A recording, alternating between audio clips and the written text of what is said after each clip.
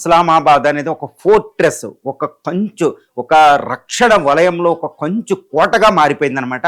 Entire ఇస్లామాబాద్లో Pakistan ఇక్కడ మొత్తం red alert ప్రకటించడమే కాదు, ఆ రెడ్ జోన్లో మొత్తం లాక్డౌన్ ప్రకటించేసింది.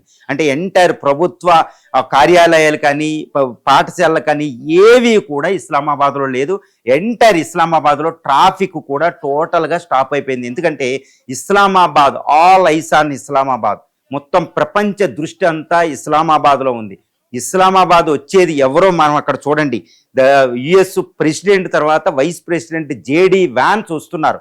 ఇప్పుడు జేడీ వ్యాన్స్ సెక్యూరిటీ అనేది చాలా చాలా ప్రమాదంలో ఉన్నట్టే మనకు అవగతం చేసుకోవచ్చు. ఎందుకంటే ఫిబ్రవరి 28న మొదలైన ఈ ఇరాన్ అమెరికా యుద్ధంలో ఈ ఇజ్రాయెల్ చెప్తుంది, కేవలం ఫస్ట్ అటాక్లోనే ఫస్ట్ 40 సెకండ్స్లోనే Iranian supreme leader Ayatollah Ali ఖైమోనీని లేపేశాం.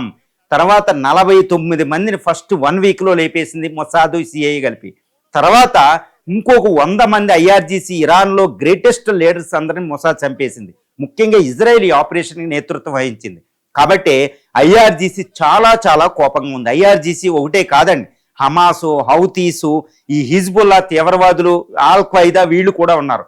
ఈ ఆయితుల్లా అలీ ఖైమోనీని చంపినందుకు చాలా కోపంగా ఈ షియా మిలిటెంట్ వర్గాలు ఉన్నాయి ప్రపంచవ్యాప్తంగా.